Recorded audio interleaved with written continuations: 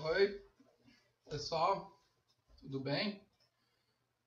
Deixa eu só conferir aqui se está gravando, tá? Ah, então, eu vou dar continuidade ao nosso curso sobre desacordos raciais. Na aula de hoje, eu vou tentar fazer uma aplicação prática assim, do que a gente discutiu nas aulas anteriores sobre os desacordos na tradição filosófica, né, sobre a natureza do racismo. Então, eu vou tentar ilustrar para vocês como que dá para aplicar essa discussão para a maneira como o racismo tem sido empregado no debate público brasileiro. Os conceitos de racismo e racista têm sido empregados no debate público brasileiro. Uma grande parte do que eu vou falar na aula de hoje é baseado no meu livro, no livro que eu estou escrevendo, se chama Quando a Raça Divide. Eu vou mandar para vocês uma capítulo, né, para vocês verem, então, e se quiserem depois vocês podem também fazer sugestões.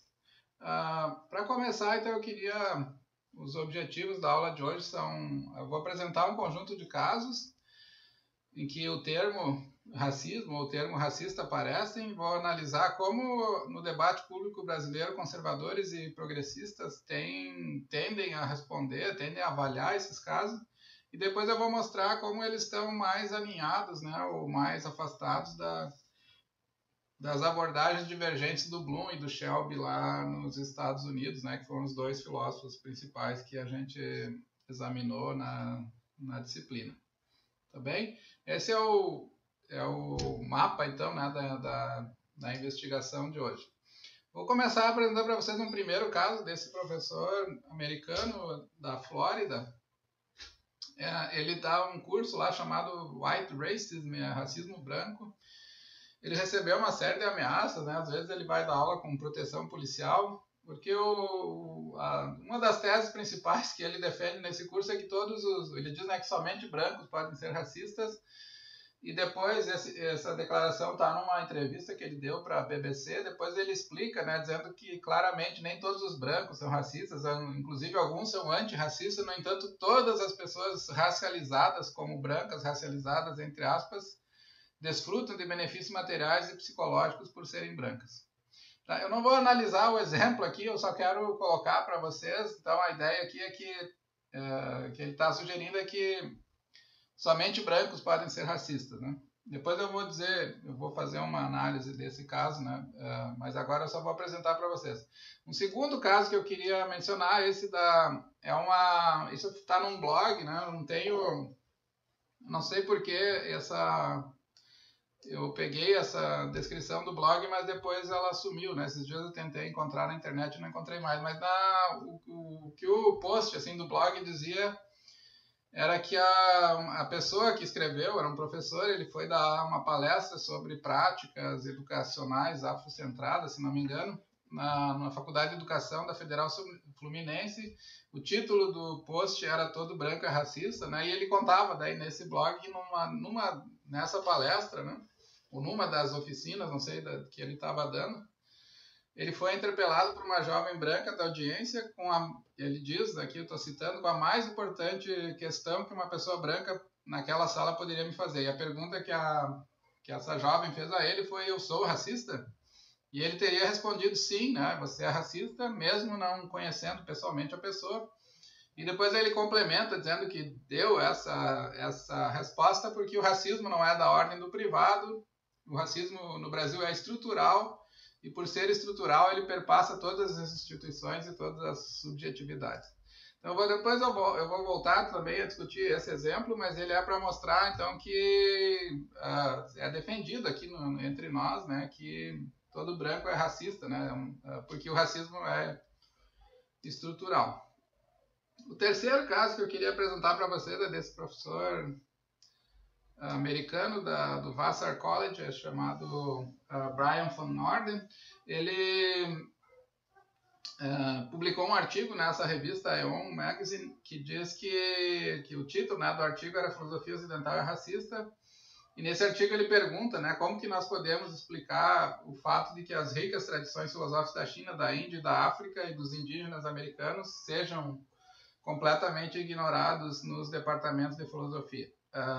E, portanto, a resposta, né, é que a filosofia ocidental não tem outra explicação, né, existe um racismo, né, na filosofia ocidental. O quarto exemplo que eu queria mencionar para vocês é dessa menina, Tainá. Yanni Tainá, se não me engano é o nome dela. Ela diz, isso está no HuffPost Brasil, que é um blog, uma revista, um magazine assim, eletrônico. É um depoimento dela, né, numa postagem. Ela diz que na maior parte das vezes, para não dizer todas, para você dizer que eu estou generalizando, que eu publico algum caso de racismo no meu mural, que eu escrevo um texto no Brasil Post ou falo em um ambiente sobre algum caso de racismo, é quase automático vir uma pessoa me dizer: mas agora tudo é racismo, né? Tudo para vocês é machismo, homofobia, vocês são muito chatos. Então, aqui ela está manifestando a ideia, né, de que as pessoas reclamam que existe uma inflação conceitual, tudo é racismo agora, né? Então, toda hora estão falando de racismo, tudo é racismo. Agora vamos examinar assim, um pouquinho mais devagar esses 4 casos. Então, no primeiro e no segundo, eles são similares, né? Do Ted Thornhill e da Federal Fluminense. O racismo foi usado para qualificar pessoas brancas que usufruem de condições vantajosas, materiais e psicológicas na estrutura social. A pergunta aqui, então, seria se é correto, né, o legítimo, digamos, usar a expressão racista para descrever uma pessoa que tem posturas simpáticas, antirracistas, né? Por exemplo, acha errado, né, condena o racismo, né, e que deseja uma sociedade racialmente justa, que não tem, portanto, nenhum traço, nenhum sinal de ódio, desprezo racial. É correto descrever uma pessoa assim como alguém racista? O terceiro caso, né, e a segunda pergunta que eu queria formular é se faz sentido chamar instituições como universidades, departamentos acadêmicos, né, como o Brian von Orden faz, né, de racista, porque ela não recomenda ou não inclui leituras obrigatórias de autores de países como a Índia, a China e de algumas da África, né, do continente africano, de alguns países da África. Então, a pergunta aqui seria se o viés cultural científico favorável à tradição europeia e anglo-saxã nos currículos universitários, inclusive no Brasil, né, que tem pouquíssima literatura africana nos cursos de filosofia, do modo geral, autores negros, brasileiros ou de outras partes também, né? É correto, né, descrever isso como racismo? E o caso 4, então, que é o da Yanni Tainá, que é daquele da queixa, né? Então, se existe, de fato, uma inflação conceitual do termo racismo ou não. Vocês podem ver que as perguntas, embora elas sejam formuladas de uma maneira diferente, elas exploram pontos similares, né? Elas lidam com a questão do que é o racismo, né? Então, faz sentido atribuir racismo num contexto como de alguém que não tem crenças racistas, por exemplo. Então, a discussão aqui toda é sobre o que é, de fato, né, racismo e o que não é. E a gente já analisou, né, vários autores que têm abordado, filósofos, né, que têm abordado essa questão. Mas nessa aula, então, o que eu quero fazer é ver como que no debate público brasileiro essas perguntas têm sido respondidas, né? E depois eu vou tentar mostrar no final como que essas respostas estão mais próximas do Bloom ou do Shelby, né, que foram os autores principais que a gente examinou nas primeiras aulas. Então, aqui no Brasil, de acordo com o que eu tenho defendido no meu livro, existem 2 visões no debate público, né? Tem uma visão que eu chamei de conservadora, uma mentalidade conservadora sobre questões raciais, e uma mentalidade progressista. A mentalidade conservadora, ela diz, né, basicamente, que o racismo é um conceito restrito, é um conceito limitado a um determinado perfil, né, de natureza moral. Então, o racismo é um defeito de caráter, é um defeito moral de algumas pessoas, que inclui, né, são pessoas que têm crenças racistas e são pessoas que têm comportamentos racistas, né? Fora dessa dimensão individual, né, da pessoa que tem crenças racistas e que manifesta no comportamento essas crenças através de xingamentos ou de algum outro tipo de comportamento discriminatório, não linguístico, né, às vezes com violência. Fora desse domínio restrito não existiria, né? Não faz sentido falar em racismo, né? Então, o conservador acha que, por exemplo, departamentos acadêmicos, a não ser que tenham racistas lá dentro, né? Não é um professor, por exemplo, que é notoriamente racista, né? Não faz sentido dizer que departamentos são racistas, né? Porque racismo é um defeito de caráter, né? Essencialmente, é uma pessoa má, uma pessoa preconceituosa e, portanto, o racismo está restrito, né, a essa dimensão moral individual. Então, no debate público brasileiro, você vai encontrar muito esse conceito que eu chamei de conservador nos jornais, né? Sempre, o racismo sempre é referido aqui, né? Como, por exemplo, os ataques, essa aqui é a Maju, né? Coutinho, ela sofreu um conjunto de ataques, né? De outras personalidades negras, a Preta Gil, o Bruno Galhaço, né? Tem não sei se é Bruno Galhaço, o nome de um ator da Globo que adotou uma criança negra, também foi alvo de ataques. O Lázaro, não lembro agora o nome da esposa do Lázaro Ramos, também sofreu ataques. Então, essa é a ideia, digamos assim, fundamental que circula no senso comum, é uma ideia conservadora, né? Uma ideia que eu chamo aqui de conservadora porque ela é limitada, então ela se aplica a pessoas, né, essencialmente, que têm comportamento mal, né, errado de apresentar ofensas, né, e violência, xingamentos, né, de ordem racial. Então, você pode dizer que o conservador tende, como eu formulei ali, né, a restringir o termo racismo a pessoas pessoas que alimentam crenças e sentimentos abertamente racistas, como antipatia ou inferioridade de negros, né, e o racismo é frequentemente associado então, com pessoas que fazem declarações e que manifestam discriminação aberta. Fora desses contextos, tu teria outro tipo de dano, né? Outro tipo de mal, mas não seria racismo. Né? Seria, sei lá, equívoco, alguma coisa que poderia ser chamado de outro nome. Tá? Isso com relação a... Opa! Peraí. Em relação à abordagem conservadora, então... o conservador aqui, também é importante fazer uma pequena distinção, né? Não quer dizer, nem todo o conservador, no sentido que eu estou usando aqui, é aquela pessoa que defende essa tese, né? A tese que o racismo é um defeito de caráter, um defeito moral individual, não é um fenômeno social, não é uma característica abrangente da sociedade, digamos assim, uma cultura, né? Ele é simplesmente um defeito de alguém que é mal formado pela sua família, por influências errôneas, por algum distúrbio, né, ele tem esse traço, né, de ser uma pessoa racista. Então, vocês vão encontrar racismo aonde? Vão encontrar num gerente, por exemplo, da empresa que recusa contratar um funcionário negro, vocês vão encontrar racismo num paciente que não quer ser tratado por um enfermeiro ou por um funcionário negro. Vocês vão perceber, então, na abordagem conservadora, que o racismo não é um fenômeno amplo, né, um fenômeno que atravessa toda a sociedade. Afirmar, né, os conservadores geralmente tendem a dizer isso, né, que afirmar um racismo amplo e generalizado no Brasil seria politizar a questão racial, né, seria induzir cisânia racial, né, dizer que o Brasil é um país que há muito racismo, né, ou que o racismo está entranhado no tecido social é gerar conflito, né? Uma coisa que não faz parte da nossa cultura. Então, essa é uma tese que o ex-senador Demóstenes Torres apresentou, por exemplo. Ele foi um dos que apresentou essa tese abertamente, né? Numa das audiências lá da discussão do Estatuto da Igualdade Racial.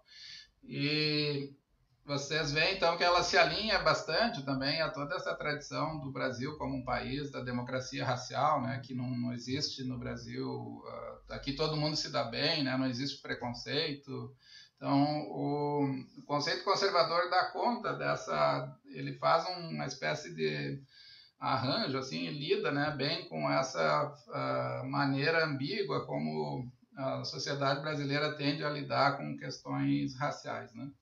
Ele aceita, digamos assim, que tem um problema, mas esse problema é sempre jogado por uma esfera individual, né? E então, quando alguém manifesta, não, esse é um problema muito mais sério, muito mais amplo, muito mais abrangente, as pessoas que defendem isso, então, são acusadas, não, tu está querendo gerar discórdia, né? Tu está querendo mostrar uma coisa que não existe, né? Tu está exagerando, né? Como diz um daqueles casos que a gente examinou lá.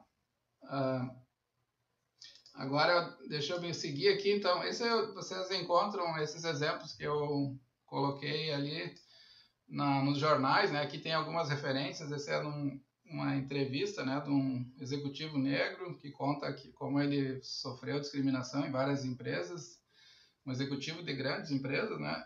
Também aqui tem uma matéria sobre um médico negro chamado Roberto Jaguaribe Trindade. Ele foi indagado por uma paciente num consultório. Você é médico, né? Ele disse, sim, sou médico, pode entrar. E a pessoa diz, não vou entrar, eu não quero ser atendida por um preto, né? Que também, então, esse é um casos nítidos, assim, na abordagem conservadora do que é racismo, né? Mas não é um fenômeno abrangente, assim, que está presente, né, na mentalidade, no senso comum, do modo geral, de pessoas que não, mesmo de pessoas que não têm essa manifestação tão explícita, né, de racismo, não faz sentido para o conservador dizer que essa pessoa é racista. E essa é uma tese que é criticada, então, pelos progressistas, né? Os progressistas tendem a ver o racismo como um fenômeno, como diz aqui, né, um fenômeno estrutural. Estrutural significa que ele atravessa, né, toda a dinâmica social, né? Vocês vão ver o racismo atuando em diversos níveis, em diversos contextos, né? Ele é uma ideologia, digamos assim, como o Shelby chama, né? Que distorce a realidade e faz as pessoas atuarem, né? Agirem e se comportarem de uma maneira que, a partir, né, dessa dinâmica distorcida. Então, os progressistas, eles concordam com os conservadores que existe o racismo individual, que é um defeito, que esse defeito se manifesta no comportamento linguístico, no comportamento, às vezes, violento, né, de algumas pessoas, que ele envolve crenças acerca da inferioridade, como o conservador afirma, não é? Mas eles sustentam que o racismo envolve muito mais do que simplesmente essas manifestações, né? Como eu coloquei aqui, essa é apenas a demonstração ostensiva de racismo, é a ponta do iceberg, né? Como o iceberg tem uma parte oculta, né? Essa parte oculta é um conjunto de procedimentos formais e informais que resultam, né, esses procedimentos em dominação e opressão racial. Esse é o que tem o conceito progressista é o que tem sido chamado hoje da ideia de um racismo estrutural, é chamado no Brasil, né? Vocês viram que no Shelby usa, né, esse conceito de racismo estrutural num sentido um pouco mais específico, mas aqui no Brasil, normalmente, os progressistas chamam de racismo estrutural a ideia de que existe uma cultura racista, né? Existe uma ideologia racista por trás, né, do comportamento, e que as pessoas acabam, muitas vezes, expressam essa ideologia sem se dar conta. Como é que ela se mostra, né? Eu vou dar uns exemplos aqui, bastante, não vou examinar todos os pontos, vou dar alguns sinais, assim, alguns contextos em que vocês conseguem perceber essa ideia de uma ideologia racista atuando no Brasil. Então, o primeiro caso é do descrédito epistêmico, né? Nem todo mundo aqui entre nós é tratado da mesma maneira quando dá informações, quando dá declarações. Algumas pessoas, as declarações são aceitas imediatamente, né? Se eu chegar num lugar, por exemplo, e disser, vim aqui buscar tal coisa, a pessoa vai me entregar sem nenhum tipo de pergunta, né? Mas se for uma pessoa negra, vai dizer, mas quem te mandou, né? Espera aí que eu vou ligar para ela. Então, para confirmar o que a pessoa está dizendo. Então, esse é um tipo de descrédito epistêmico. A pessoa não participa das práticas de partilha do conhecimento e da informação do mesmo modo. Algumas pessoas são tratadas como informantes confiáveis e outras são tratadas como informantes que eu posso aceitar as suas declarações mediante uma série de procedimentos cautelares, né? Eu preciso primeiro me certificar. Então, a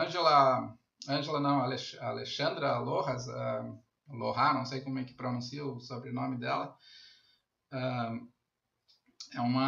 ela é casada com um embaixador da França. Ela escreveu tempo atrás um artigo foi muito discutido, assim, circulou muito, e alguns teve críticas também, né? Mas que era uma espécie de racismo gourmet, né? Alguns chamaram, mas esse artigo é bem ilustrativo disso que eu estou chamando aqui, né? De ideologia racista, de uma cultura racista, né? Porque ela dá vários exemplos de contexto em que normalmente uma pessoa branca, né, diria assim, sou eu, tal, e o que ela tem a dizer, né, seria aceito imediatamente, né? Ela dá um exemplo de alguém, ela está numa fila, né, de embarque, uma fila VIP, a pessoa pergunta se ela está no lugar certo, daí ela diz que sim, e a pessoa pede daí para ver uma carteira, né? Então ela é como barrada, assim, porque ela é negra, né?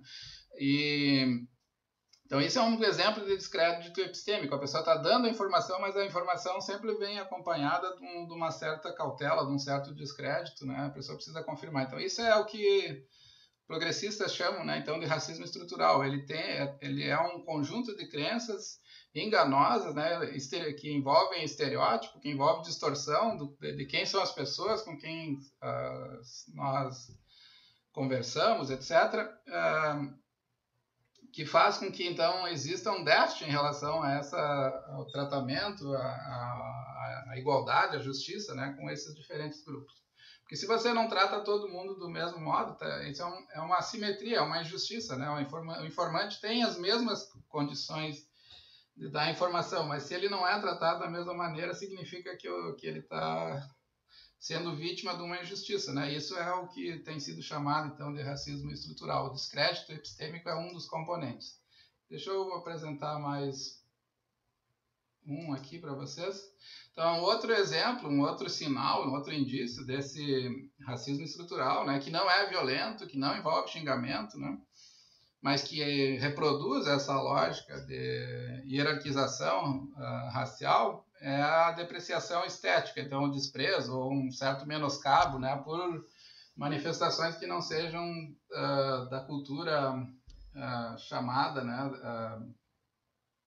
alta cultura, né, que no caso aqui geralmente é usado como para descrever práticas ou preferências culturais ligadas à Europa, né, os padrões europeus, brancos, né, portanto.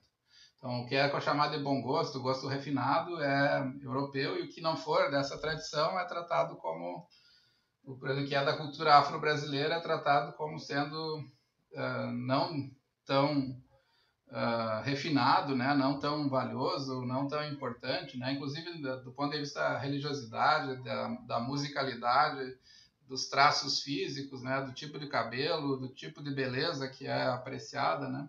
Então esses seriam também exemplos de como se dá essa ideia, né, do racismo ser um fenômeno estrutural e não só individual, né? A pessoa não sei, ela tende a ver, né, o funk, não sei, o carnaval, todas as expressões da cultura afro-brasileira como sendo negativas, né? Tem um viés depreciativo em relação a essas manifestações. Da religiosidade tende a ser demonizada, né? Perseguida, proibida, considerada, as pessoas olham com medo, né?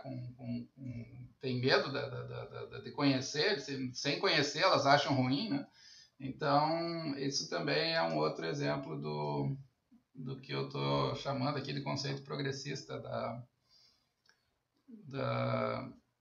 do racismo, né? Humor racial é um conceito um pouco mais amplo, né? Mas eu estou pensando aqui especialmente nas piadas racistas, né? Piadas racistas também, elas reproduzem, elas são vistas como naturais, as pessoas riem, né? Quando alguém conta, talvez a pessoa não gosta, mas também não fala nada. Então, o fato de tratar com naturalidade que certos grupos sejam inferiorizados no humor, na piada, é um outro indício também apresentado pelos progressistas como sendo uma demonstração, né, de que o racismo não é apenas um fenômeno do comportamento, né, de uma pessoa que tem um caráter defeituoso que faz com que ela ataque ou tenha sentimentos negativos em relação a certos grupos raciais. Ela é um fenômeno estrutural porque ele responde, é um sistema de pensamento que faz com que a raça tenha um papel na dinâmica social que garanta, né, condições vantajosas para um certo grupo e condições que são de opressão, né, ou hierarquicamente inferiores para outros grupos. Isso então é com relação ao modo como conservadores e progressistas no debate público têm tratado o racismo. Então, se vocês voltarem para aqueles 4 exemplos que eu mencionei lá no início, então o que o progressista vai dizer sobre o primeiro e o segundo exemplo? De todo branco é racista? Sim, todo branco é racista, no sentido que todo branco os brancos não precisam passar por essas dificuldades psicológicas, obstáculos de desconfiança, de desprezo, que os negros passam, né, no Brasil. Portanto, faz sentido dizer, né, que alguém, mesmo que não tenha sentimentos e mesmo que seja antirracista, né, no sentido que acredita na igualdade das raças e que luta por justiça racial, essa pessoa é racista, né, num sentido em que ela não passa, né, por esses conjuntos de problemas. Vocês podem ainda disputar, né, afinal, se é adequado usar nesse sentido, mas os progressistas tenderiam, né, a dizer que naquele primeiro e segundo caso é um uso adequado de racismo, porque o racismo é um fenômeno social. O terceiro exemplo do Brian von Norden, então o progressista vai dizer, não, também aqui dá para dizer sim, porque tem um certo viés cultural, né, portanto e no quarto não tem nenhuma inflação conceitual, né, do termo racismo, na verdade não era mencionado, né, mas essa série de itens que eu levantei, eles aparecem o tempo inteiro, né, para a população negra, portanto não tem nenhum tipo de inflação, né, na verdade as pessoas nunca se deram conta, né, que como era grave, como era amplo o problema. Agora, como a população negra está manifestando, então as pessoas tendem a dizer, agora tudo é racismo, né? Mas na verdade sempre existiu esse problema. Então o problema não é uma inflação conceitual, o problema é que o racismo sempre teve ali na base da sociedade e a maior parte das vezes as pessoas silenciavam e agora está sendo discutido, as pessoas têm falado, né, sobre esses temas.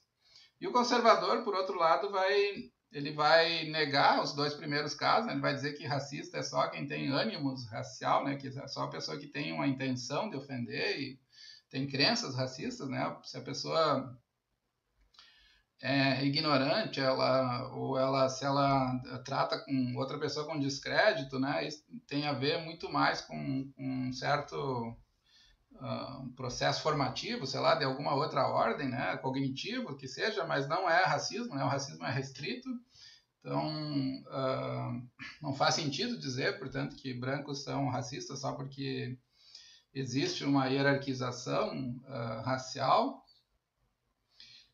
Também não faz sentido dizer que um departamento é racista se ele tiver professores racistas, né? Mas isso, como é pouco comum, então também não faz muito sentido dizer, né? O viés deve ter alguma outra explicação que não seja o racismo, talvez a importância do pensamento europeu, da cultura europeia, né? Assim, em geral, tende-se a sustentar esse tipo de tese, né?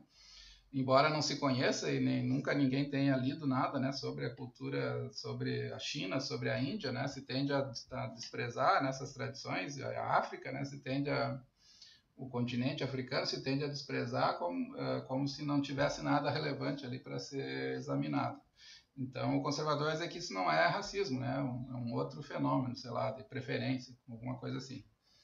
E no último ele vai dizer assim, tem uma inflação conceitual, né? O conceito está sendo usado de uma maneira indiscriminada, né? As pessoas deviam ser mais cuidadosas, né? Racismo é uma coisa ofensiva, então não dá para dizer que todo mundo é racista, né? Algumas pessoas são a minoria, portanto não faz nem sentido dizer, né? Por exemplo, que o Brasil é um país racista, né? Não, o Brasil é um país em que a maior parte da população é simpática, é aberta, só são racistas algumas pessoas.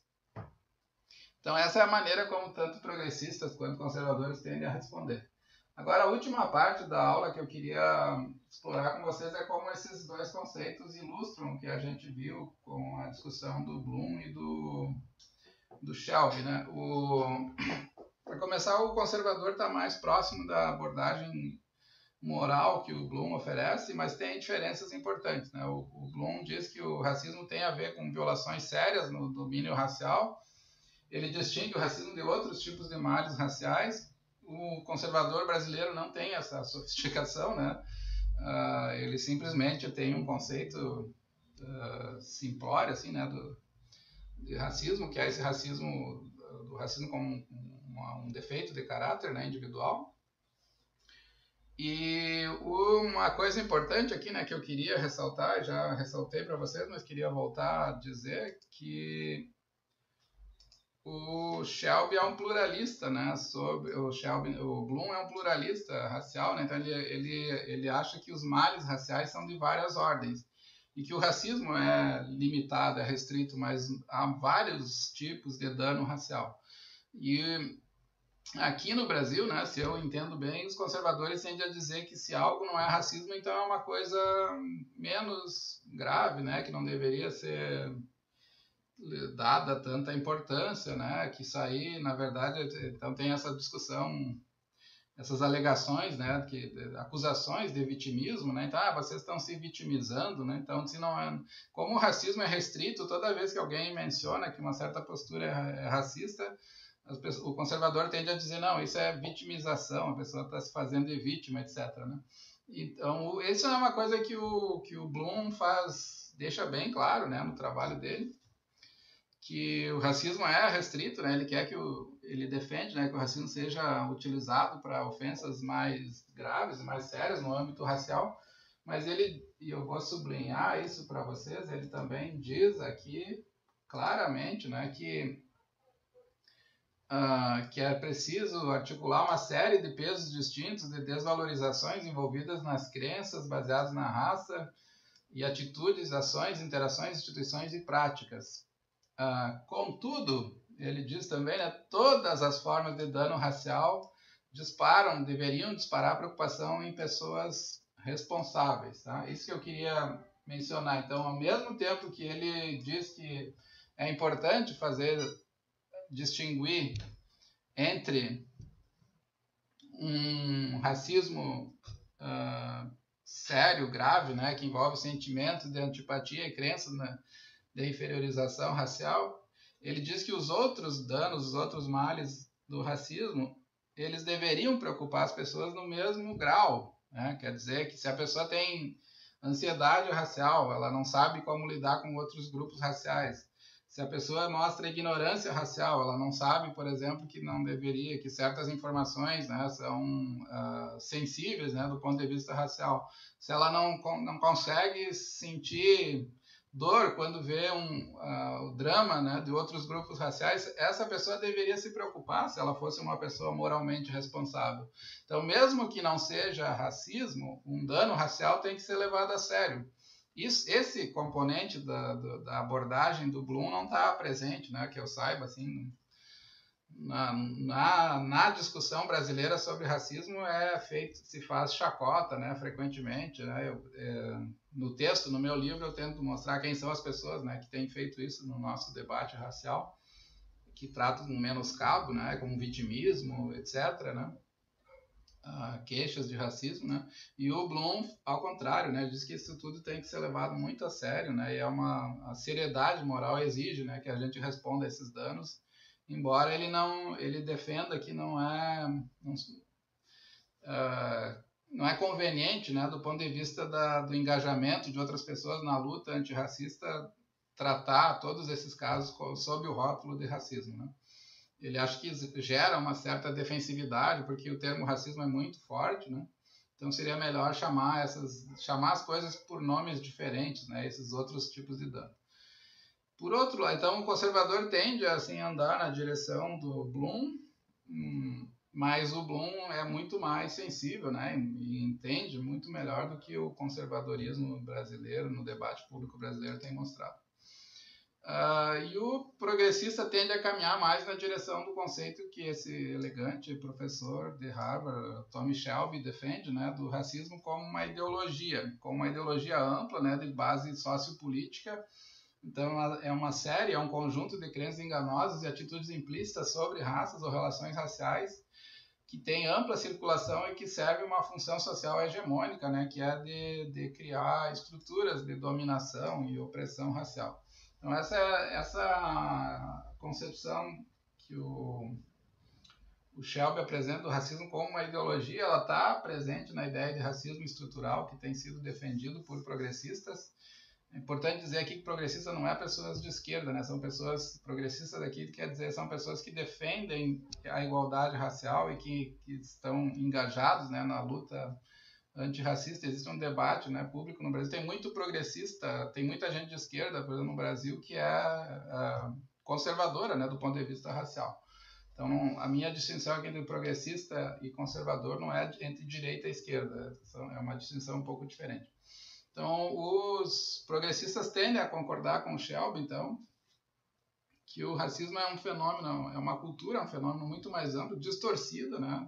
Então, tem crenças, alguns acreditam em inferioridade biológica, outros acreditam nessas crenças, né? E, portanto, eles agem, né, de maneira diferente porque tem essas crenças. Então tem impacto moral, né? Mas alguns acreditam em inferioridade moral, então, que é uma coisa mais recente, né? Então, negros e brancos não são diferentes do ponto de vista das capacidades, mas eles são diferentes do ponto de vista do modo como eles agem, como eles performam a sua vida social. Então, os negros são têm menos perseverança, menos aplicação no trabalho, né? Então, essas crenças, né, moralmente distorcidas, elas tendem a alimentar que o Shelby chama de racismo, né? Elas são essa imagem, né, do racismo que o Shelby apresenta, ela tende a ser assumida também pelos progressistas, né, no debate brasileiro. Então, eles veem um racismo amplo, né, que se manifesta de diferentes maneiras, ele varia, né, conforme a época, mas ele está sempre presente, né, e ele visa, em última instância, naturalizar certos processos de opressão e inferiorização racial. Então, a pobreza, a violência, a falta de emprego, né, assim, as mazelas sociais que afetam mais fortemente a população negra tendem a ser explicadas de outra maneira e não pelo racismo, né? Justamente porque a cultura toda, digamos assim, a sociedade inteira está organizada de tal maneira que que ela cria, né, imagens que justificam essas diferenças, naturalizam essas diferenças, né? Portanto, perpetuam a diferenciação e opressão racial. Tá bom? Acho que isso é suficiente assim para mostrar para vocês como é importante a discussão sobre racismo e como essa discussão tem tido impacto aqui, né, no modo como o tema é discutido no Brasil. Então como eu disse, depois eu mando para vocês esse capítulo, né, para ficar mais claro. Tá bom? Um abraço, então, até o nosso próximo encontro.